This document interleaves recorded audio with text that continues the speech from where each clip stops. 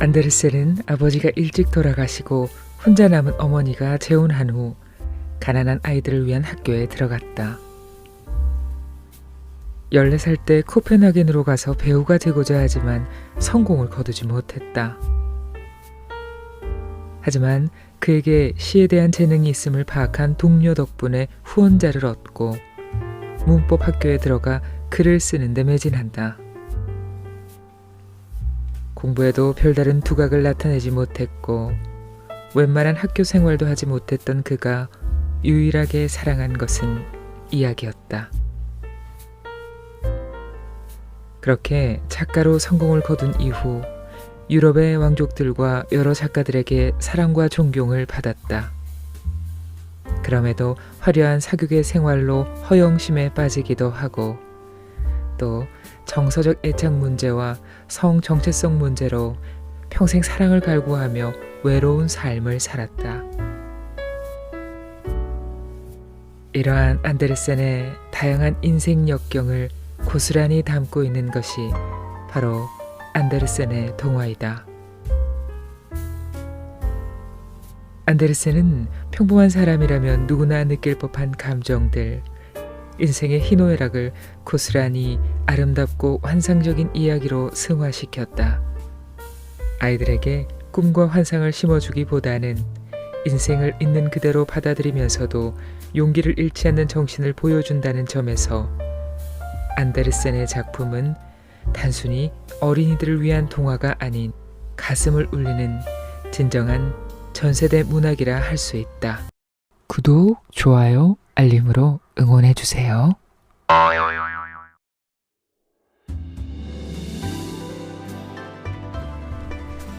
어서오세요. 여기는 솔방문고, 저는 박소리입니다. 잘 있었어요? 오늘은 안데르센의 단편 소설을 읽겠습니다. 독창적인 상상력이 만들어낸 신비한 세계, 일상과 환상의 놀라운 조화. 이렇게 많은 분들이 안데르센의 작품을 평가합니다. 안데르센은 덴마크 사람이죠. 한스 크리스티안 안데르센. 대표작은 우리가 너무너무 잘 알고 있는 미운 우리 새끼, 성냥팔이 소녀, 엄지공주, 인어공주, 눈의 여왕, 나이팅게일, 벌거벗은 임금님. 정말 다수의 작품이 있습니다. 그런데요, 처음부터 작가의 길로 들어선 게 아니더라고요. 그의 또 다른 이력, 연기자를 지망했었답니다. 그런데 약간의 재능이 있었다고 하죠. 늦게 들어간 학교 생활 중에 시를 한 편 썼고 그 시가 좋은 평가를 받았어요. 그래가지고 방향을 틀었습니다. 처음에는 그림 형제의 작품처럼 민담을 토대로 작품을 썼는데요. 차츰 순수 창작품을 내놓게 됩니다.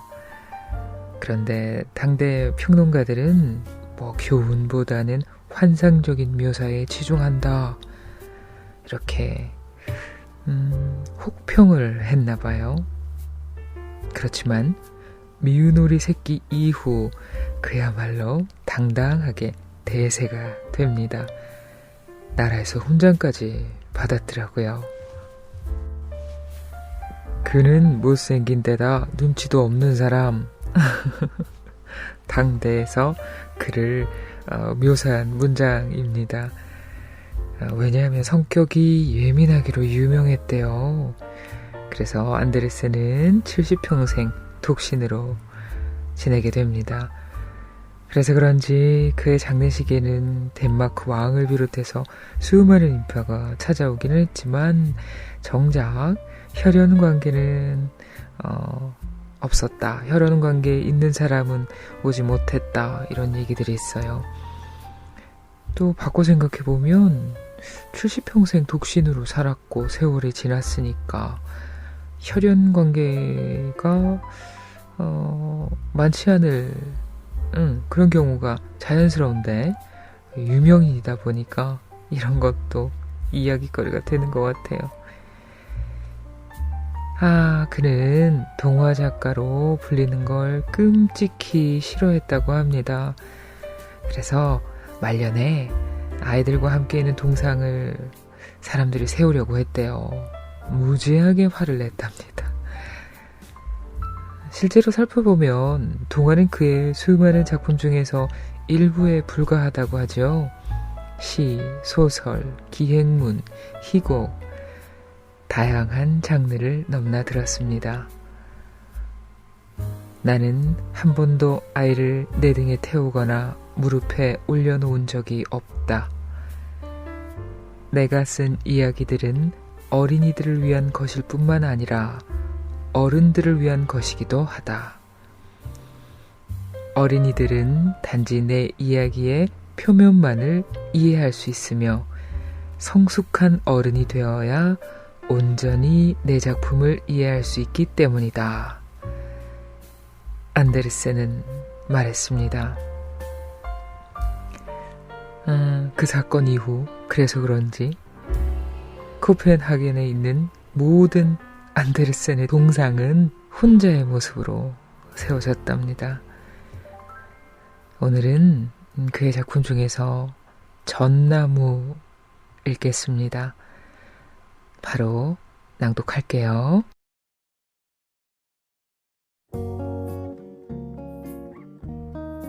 우리들의 이야기와 책이 있는 곳, 여기는 솔방문고입니다. 전나무. 깊은 숲속, 따사로운 햇살과 신선한 공기로 아늑한 그곳에 예쁘고 작은 전나무 한 그루가 있었습니다. 하지만 전나무는 행복하지가 않았습니다. 주변에 자라는 소나무와 전나무 동료들처럼 키가 크고 싶어 안달이 나 있었거든요. 햇살이 내리쬐고 부드러운 산들바람이 잎을 흔들고 어린 시골 아이들이 즐겁게 제잘거리며 지나갔지만 전나무는 신경도 쓰지 않았습니다. 이따금씩 아이들이 라즈베리나 딸기가 가득 든 커다란 양동이를 가져와 지푸라기에 꿰어 화관을 만들고 전나무 근처에 앉아 이 나무 정말 작고 예쁘지 하고 말하면 전나무는 한층 더 우울했습니다.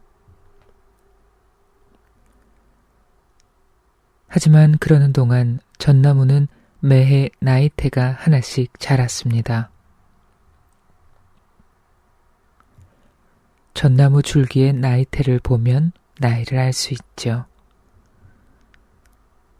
전나무는 그렇게 계속 자라면서도 투덜거렸습니다. 나도 다른 나무들처럼 크면 얼마나 좋을까. 그러면 사방으로 가지들을 뻗고 넓은 세상을 다 내려다볼 수 있을 텐데. 내 가지에 새들이 둥지를 지을 테고 바람이 불어오면 키 큰 친구들처럼 위엄 있게 고개 숙여 인사를 할 텐데. 전나무는 작은 키가 너무나도 불만이었던 나머지 따사로운 햇살, 새들, 아침과 저녁에 하늘을 떠다니는 장밋빛 구름들 속에서도 전혀 즐겁지가 않았습니다.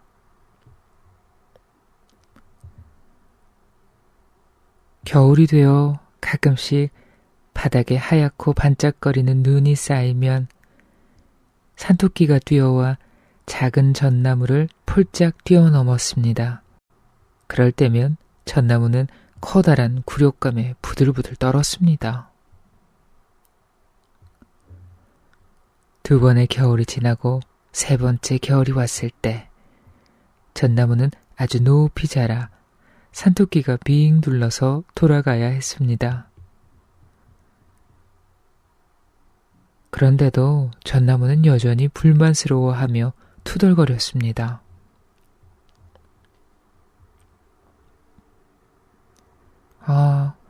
점점 더 커지고 나이를 먹었으면 세상에 그보다 중요한 건 아무것도 없어.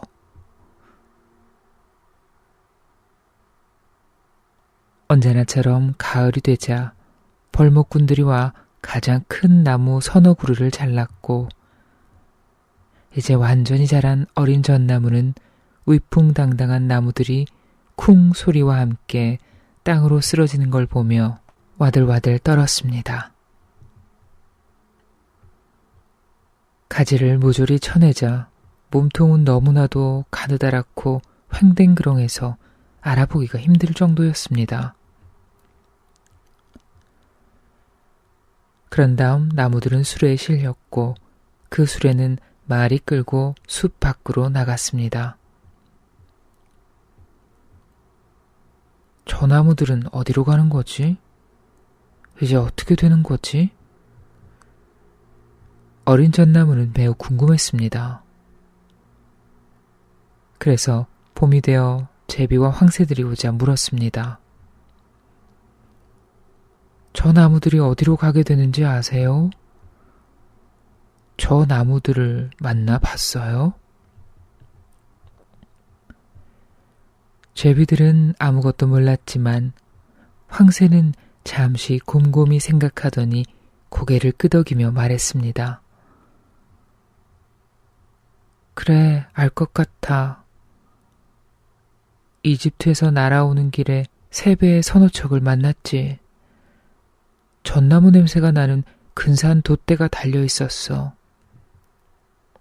아무래도 그 돛대를 그 나무들로 만든 게 분명한 것 같아.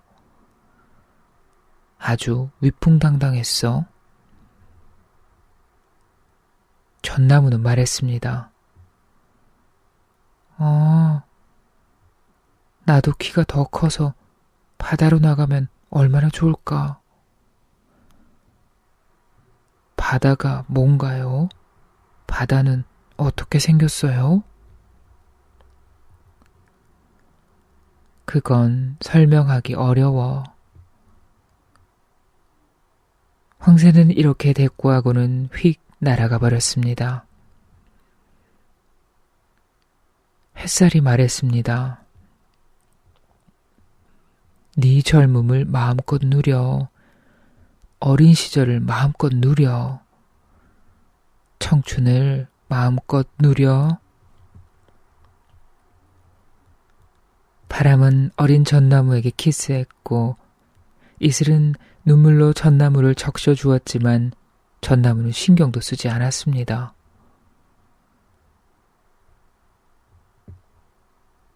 크리스마스가 가까이 다가왔고 어린 나무들이 수없이 잘렸습니다. 고향 숲을 떠나고 싶은 열망에 편히 쉬지도 평화를 누리지도 못한 전나무보다 더 작고 어린 나무들도 잘렸습니다. 이 어린 나무들은 아름다운 외모 때문에 선택되었고 가지들을 쳐내지도 않은 채 그대로 말이 끄는 수레에 실려 숲 밖으로 나갔습니다. 어린 전나무가 물었습니다. 저 나무들은 어디로 가는 거예요? 나보다 키도 크지 않은데, 아니 오히려 하나는 나보다 훨씬 작은데 왜 저 나무들은 가지를 쳐내지 않는 거예요? 저 나무들은 어디로 가는 거예요? 제비들이 노래했습니다. 우린 알지, 우린 알지. 우리는 시내에 있는 집들의 창문을 들여다보았고 저 아이들로 무얼 하는지 알지. 저 아이들은 가장 근사한 옷을 차려입는단다. 우린 저 아이들이 따뜻한 방 한가운데 서서 온갖 아름다운 것들로 장식을 달고 있는 걸 보았지. 달콤한 케이크, 금색으로 칠한 사과, 장난감, 수백 개의 밀랍 양초들을 달고 있는 걸 보았지. 전나무는 가지들을 온통 떨며 물었습니다. 그 다음엔 어떻게 되나요? 제비들이 대답했습니다. 그 이상은 우리도 못 봤어. 그 이상은 궁금하지도 않고. 전나무는 생각했습니다. 나한테도 그런 근사한 일이 일어날까? 바다를 건너는 것보다 훨씬 더 좋겠다.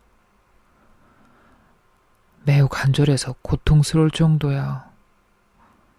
아, 크리스마스가 언제 올까? 이제 난 작년에 들어간 나무들만큼 크고 멋있게 자랐는데. 지금 당장 수레에 눕거나 내 몸에 온통 반짝거리고 멋진 것들을 달고 따뜻한 방 안에 서 있고 싶다.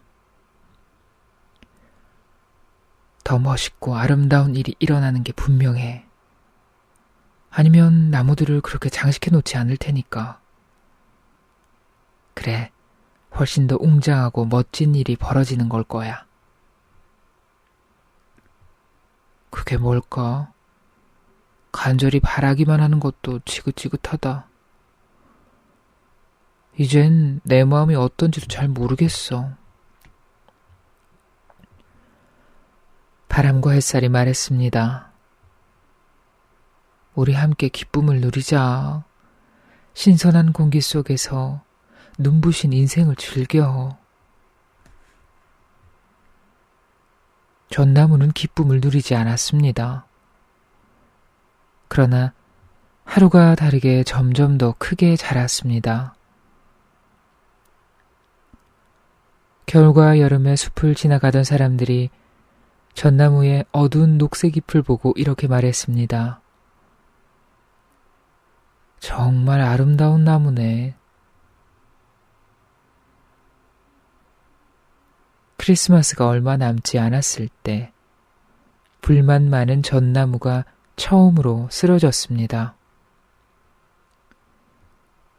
도끼가 파고들어 줄기를 잘라냈고 전나무는 신음소리를 내며 땅으로 쓰러졌습니다. 고통이 너무 심한 나머지 기절할 것 같았습니다. 행복한 미래에 대한 기대는 모두 사라져버리고 고향 숲을 떠난다는 슬픔만이 가득했습니다. 이제 다시는 사랑스러운 오랜 친구들, 나무들, 작은 덤불들과 그 곁에 자라는 알록달록한 꽃들도 보지 못하게 될 것입니다. 그리고 어쩌면 새들도요. 그리고 여행길 역시 전혀 즐겁지가 않았습니다. 전나무는 어느 집 마당에서 서너 그루의 다른 나무와 함께 내리며 정신을 차렸습니다. 웬 남자의 목소리가 들렸습니다.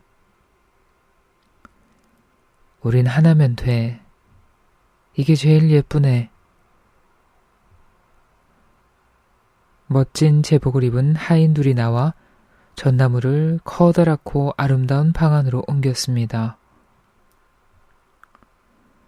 벽에는 그림들이 걸려 있었고 커다란 난로 근처에는 뚜껑에 호랑이가 달린 커다란 꽃병들이 놓여 있었습니다. 흔들 의자며 실크를 씌운 소파, 커다란 탁자들도 있었습니다. 그 탁자 위에는 그림과 책, 어마어마하게 비싼 장난감들이 놓여 있었습니다. 적어도 아이들은 그렇게 생각하겠죠. 그리고 전나무는 모래가 가득 찬 커다란 통에 놓였습니다. 하지만 통 주변에는 녹색 모직천이 둘러져 있어 아무도 그게 통이란 걸 알 수 없었으며 그 통은 아주 근사한 카펫 위에 서 있었습니다. 전나무는 얼마나 떨었던지 이제 전나무에게 무슨 일이 일어나는 것일까요? 어린 숙녀 몇 명이 안으로 들어오더니 하인들의 도움을 받아 전나무를 장식했습니다. 가지 하나에는 색종이로 만든 작은 가방을 주렁주렁 달았는데 가방에는 사탕이 가득 들어 있었습니다. 또 다른 가지에는 금색으로 칠한 사과와 호두를 달았는데 마치 전나무 열매 같았습니다. 그리고 온 가지에 수백 개의 빨갛고 파랗고 하얀 양초를 묶었습니다.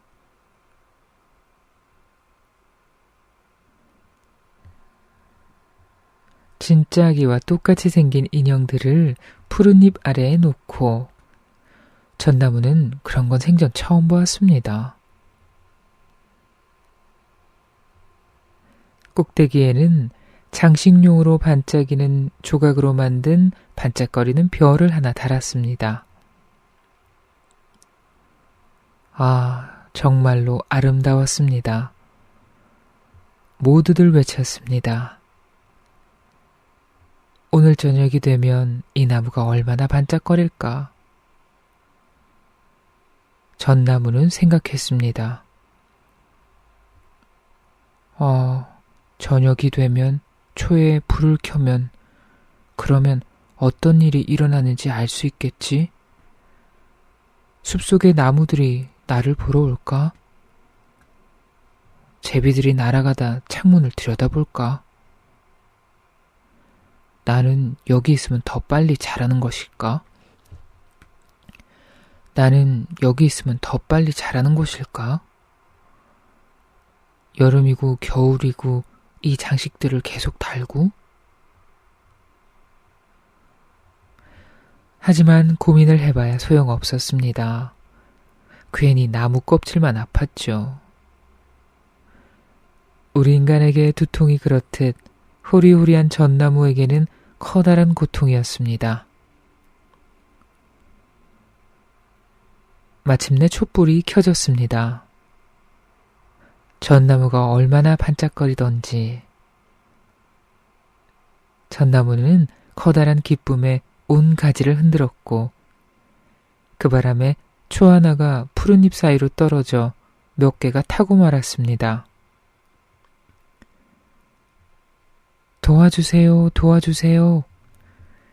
어린 숙녀들이 외쳤지만 위험할 건 전혀 없었습니다. 불은 금방 꺼졌으니까요. 전나무는 몸을 떨지 않고 가만히 서 있으려 애썼습니다. 불이 무서워서요. 아름다운 장식을 하나라도 다치게 할까봐 조마조마했지만 그 와중에도 눈부신 장식에 황홀했습니다. 이제 접이식 문들이 활짝 열리더니 전나무를 뒤엎기라도 하려는 듯한 무리의 아이들이 뛰어들어왔습니다. 아이들 뒤로 좀 더 점잖은 어른들이 따라 들어왔습니다. 일순간 어린아이들은 감탄하며 침묵하고 섰다가 이내 방이 떠나가라 기쁨의 탄성을 지르더니 전나무를 돌며 즐겁게 춤을 추었고 전나무에 달린 선물을 하나씩 가져갔습니다. 전나무는 생각했습니다. 저 아이들은 뭘 하는 거지? 이제는 또 어떤 일이 벌어질까? 마침내 가지 위의 초들이 다 타들어가 꺼졌습니다. 그러자 어른들의 허락을 받은 아이들이 나무를 약탈하러 달려들었습니다. 아, 얼마나 사납게 달려들었던지 가지들이 우지끈 부러졌습니다. 천장에 매달린 빛나는 별과 붙어있지 않았더라면 전나무는 쓰러지고 말았을 것입니다. 이제 아이들은 예쁜 장난감을 들고 펄쩍펄쩍 뛰었습니다. 아이들이 빼놓은 사과나 무화과가 있나 가지 사이를 살펴보는 유모를 제외하고는 아무도 전나무에게 눈길을 주지 않았습니다. 이야기해 주세요. 이야기해 주세요. 아이들이 작고 뚱뚱한 남자를 전나무 쪽으로 끌어당기며 외쳤습니다. 남자가 전나무 아래에 앉으며 말했습니다.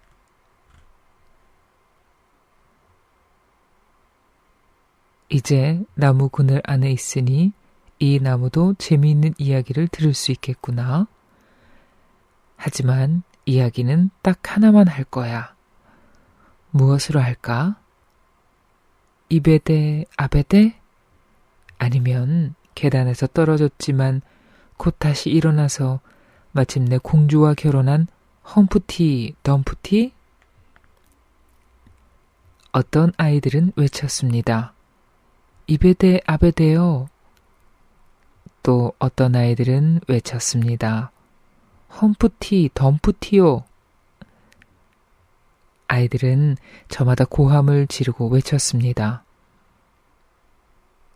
전나무는 아무 말 없이 생각에 잠겼습니다. 내가 여기 끼어도 되는 건가?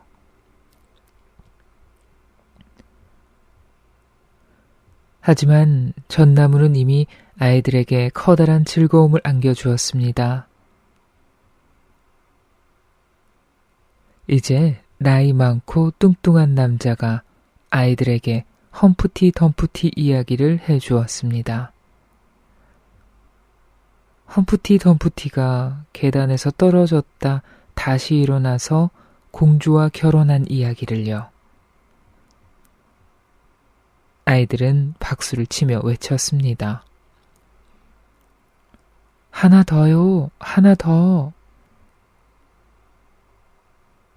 이베데 아베데 이야기도 듣고 싶었던 것이지만 이야기는 험프티 덤프티로 끝났습니다. 이야기가 끝난 후 전나무는 아주 조용히 생각에 잠겼습니다. 숲속의 새들은 계단에서 떨어졌지만 공주와 결혼한 험프티 덤프티 같은 이야기들을 한 번도 해준 적이 없었습니다. 전나무는 생각했습니다. 아, 그래. 세상에는 그런 일들이 일어나는구나. 전나무는 그 이야기를 전부 믿었습니다. 그렇게 착한 남자가 해준 이야기였으니까요. 전나무는 생각했습니다. 그래. 누가 알겠어? 어쩌면 나도 넘어졌다가 공주와 결혼할지도 모르잖아. 전나무는 다음날 저녁이 오기를 즐거운 마음으로 기다렸습니다. 또 초와 장난감, 금딱지와 과일로 장식될 거라 예상한 것입니다. 전나무는 생각했습니다. 내일은 떨지 않을 거야. 근사한 모습을 마음껏 즐기면서 험프티 덤프티 이야기를 다시 들을 거야. 어쩌면 이베데 아베데 이야기를 들을지도 모르지. 전나무는 밤새 조용히 생각에 잠겼습니다. 아침이 되자 하인들과 하녀가 들어왔습니다. 전나무는 생각했습니다. 자, 이제 또다시 날 근사하게 장식하겠지? 하지만 그들은 전나무를 방에서 끌어내어 다락방으로 데려가더니 햇살이 조금도 들지 않는 컴컴한 구석바닥에 던져놓고 나갔습니다. 전나무는 생각했습니다. 이건 무슨 뜻이지? 여기서 뭘 하라는 거지? 이런 곳에 대한 이야기는 들은 적이 없어.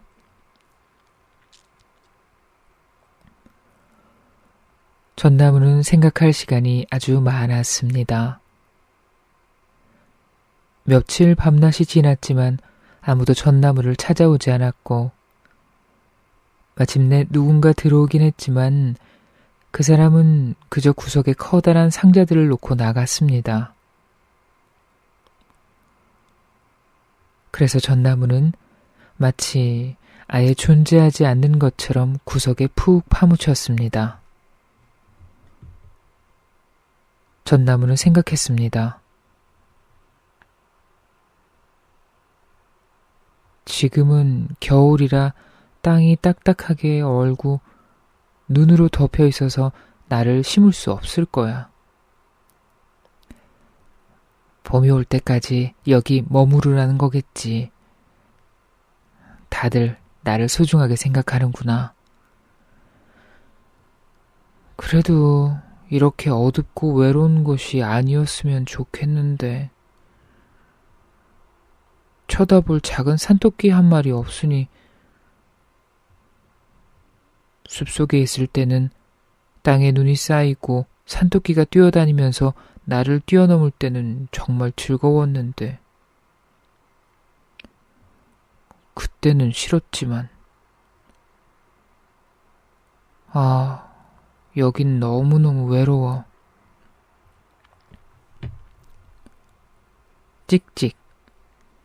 작은 생쥐 한 마리가 살금살금 전나무 곁으로 다가오면서 말했습니다. 그리고 또 한 마리가 나왔습니다. 둘은 전나무 냄새를 맡으며 가지 사이로 기어나왔습니다. 작은 생쥐가 말했습니다. 정말 춥다. 춥지만 않으면 여기서 아주 안락하게 지낼 수 있을 텐데. 안 그래요, 전나무 아저씨? 전나무가 말했습니다. 난 아저씨가 아니야. 나보다 더 나이 많은 나무들이 얼마나 많은데. 호기심 많은 생쥐들이 물었습니다. 아저씨는 어디서 왔어요? 뭘 알고 있어요? 세상에서 가장 아름다운 곳들을 가봤어요? 우리한테 말해줄래요? 찬장에 치즈가 있고 천장에 햄이 달려있는 창고에 가봤어요? 그곳에 있는 수지 양초들 사이로 뛰어다닐 수도 있고 빼빼 마른 말라깽이가 들어갔다가 뚱부가 되어 나오는 곳이에요. 전나무는 말했습니다. 그런 곳에 대해서는 아무것도 몰라. 하지만 태양이 빛나고 새들이 노래하는 숲에 대해서는 잘 알지. 그런 다음 전나무는 어린 생쥐들에게 어린 시절 이야기를 전부 해주었습니다. 생쥐들은 생전 처음 들어보는 이야기였습니다. 생쥐들은 가만히 그 이야기를 듣더니 말했습니다. 얼마나 많은 걸 본 거예요? 정말 행복했겠다. 행복이라? 전나무는 외친 다음 생쥐들에게 말한 이야기를 곰곰이 생각해 보더니 다시 입을 열었습니다. 그래. 그때가 행복한 시절이었지. 이번에는 전나무가 크리스마스 이브 때 케이크와 불빛들 사이로 근사하게 차려빈 이야기를 해주자 생쥐들이 말했습니다. 정말 행복했겠다, 전나무 아저씨. 전나무가 대꾸했습니다. 난 그렇게 늙지 않았다니까. 올겨울에 숲에서 나왔을 뿐인걸? 이제는 성장이 멈췄어. 아저씨 이야기 정말 근사하다. 작은 생쥐들이 말했습니다. 그리고 다음 날 밤, 4마리의 생쥐가 더 나와 전나무의 이야기를 들었습니다. 전나무는 이야기를 하면 할수록 더 많은 기억이 떠올랐고, 그러다가 생각했습니다. 그때가 행복한 시절이었지만 다시 그 시절이 올지도 몰라. 험프티 덤프티는 계단에서 떨어졌지만 공주님과 결혼했잖아? 어쩌면 나도 공주님과 결혼할지도 몰라. 그리고 전나무는 숲속에서 자라던 예쁘고 작은 자작나무를 떠올렸습니다. 전나무에게는 그 자작나무가 아름다운 공주님이었습니다. 험프티 덤프티가 누구예요? 작은 생쥐들이 물었습니다. 전나무는 생쥐들에게 험프티 덤프티 이야기를 해주었습니다. 단어 하나 빼놓지 않고 전부 기억하고 있었죠. 어린 생쥐들은 그 이야기를 듣고 아주 좋아하며 당장이라도 나무 꼭대기로 뛰어오를 듯 폴짝폴짝 뛰었습니다. 다음 날 밤 훨씬 더 많은 생쥐들이 모였고 일요일에 어른쥐 2마리도 함께 왔습니다. 하지만 어른쥐 2마리가 전혀 근사한 이야기가 아니라고 하자 어린 생쥐들은 매우 안타까워했습니다. 어른들이 그렇게 말하자 전나무의 이야기가 시시해지고 말았기 때문입니다. 어른쥐들이 물었습니다. 이야기는 하나밖에 모르나? 전나무가 대답했습니다.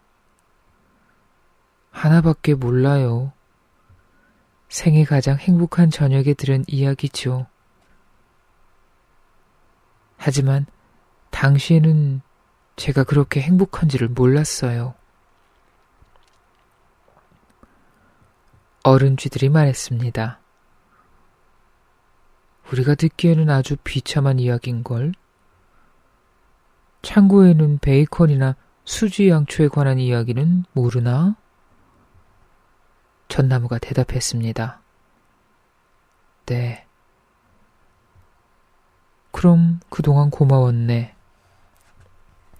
어른쥐들이 그렇게 대꾸하고는 어린 생쥐들을 데리고 가버렸습니다.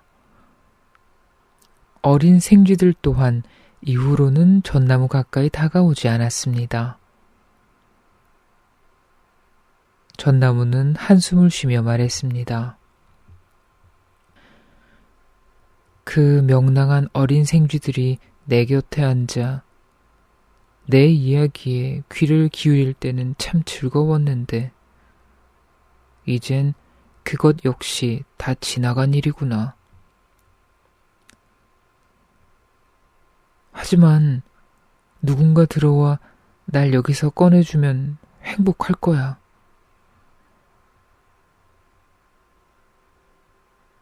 하지만 과연 그런 일이 일어날까요? 네. 어느 날 아침 사람들이 들어와 다락방을 청소하고 커다란 상자들을 한쪽으로 치우고 구석에 있던 전나무를 끌어내어 다락방 바닥에 거칠게 내팽개쳤습니다. 그런 다음 햇살이 비치는 계단 쪽으로 끌고 내려왔습니다. 이제 삶이 다시 시작되는구나. 전나무는 말하며 햇살과 신선한 공기를 마음껏 즐겼습니다. 전나무는 계단 아래로 마당으로 순식간에 끌려 나왔고 주변을 둘러보느라 정신이 없었습니다.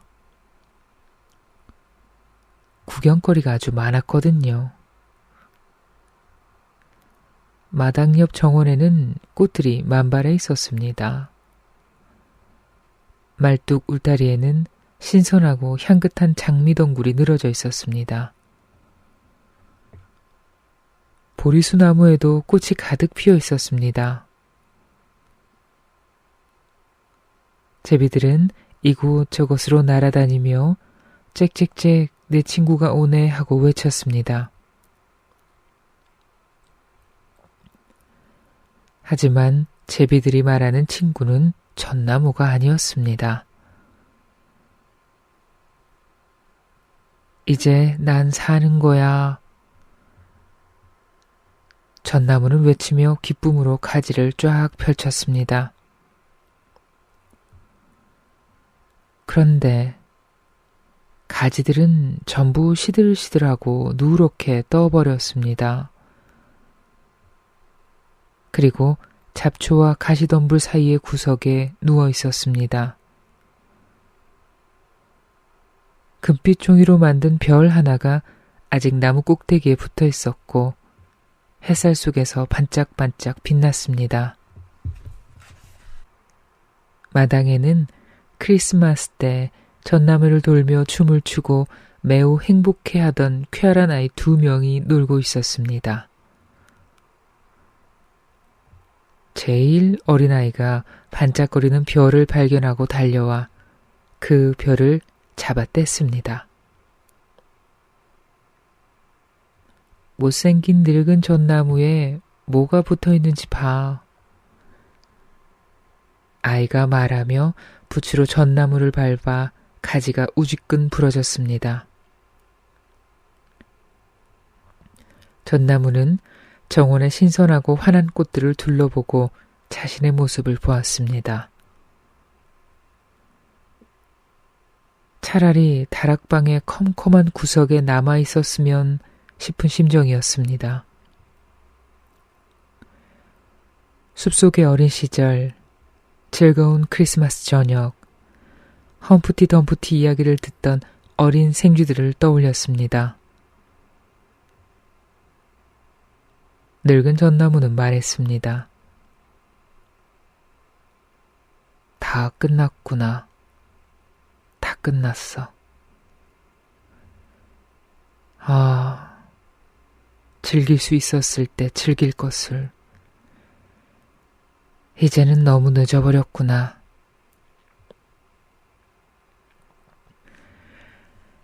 한 젊은이가 나와 전나무를 여러 조각으로 잘라내어 바닥에 장작 더미를 한가득 쌓아놓았습니다.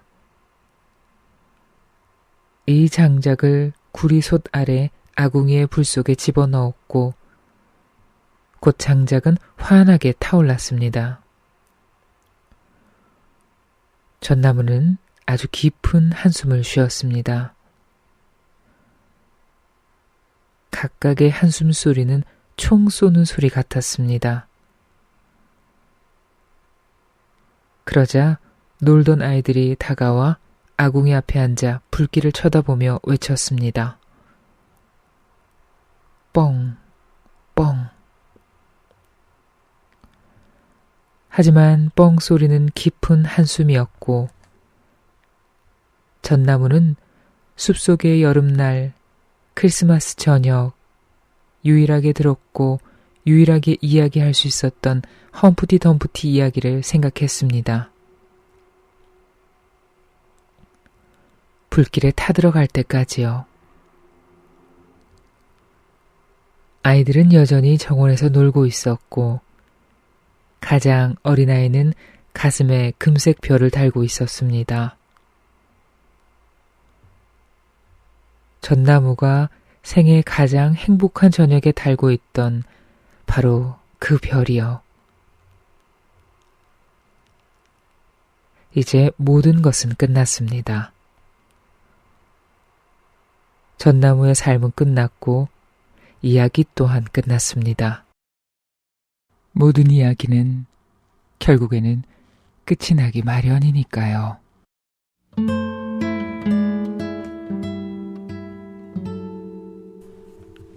낭독을 들으셨습니다. 이야기를 읽고 나서 저의 20대를 아니 떠올릴 수가 없었습니다.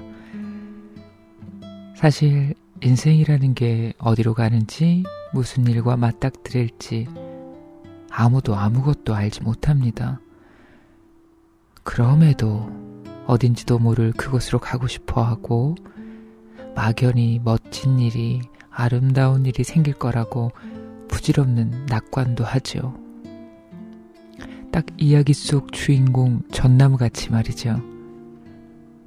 진짜 제 20대가 이랬었어요. 내가 누구인지 여기가 어디인지에 대한 실존적인 고민을 어떻게 해야 하는지 몰랐습니다. 좋아 보이는 어떤 모습이나 이야기들에 휘둘렸고요. 그것이 내 것인 양 뭔가를 가슴에 품고 뭔가를 희망했었죠. 대단히. 그렇게 열정을 태우면서 시간을 보낸 후에 지금의 제가 있습니다. 사람의 인생은 이렇게 흘러가나 봐요. 전나무의 인생처럼요. 이야기가 끝나고 참 의미 없이 인식도 없이 살아왔다 싶었어요. 그런데 생쥐의 말이 떠올라서 생각을 바꿨습니다. 생쥐가 그랬잖아요.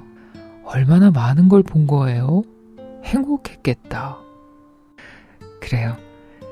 의미 있게 인식 있게 살지 못했다고 해서 실망할 필요도 없고 쓸모없는 인생이다 후회할 필요도 없을 것 같습니다. 그럴 시간에 일상에 큰 별일이 없음을 좀 더 느끼고 마음에 잘 저축해 놓으려고요. 그래요. 그것부터 시작해 봅시다. 작은 기쁨이나 또 순간의 평온함 이런 거 흘리지 말고 꼭꼭 잘 챙겨 놓읍시다. 안데르센의 전나무 좋은데요? 여러분들의 인생은 어떻습니까? 의미 있게 인식 있게 잘 살아오셨나요? 저는 다음 이 시간에 또 좋은 책 들고 찾아올게요. 그때까지 안녕 친구들.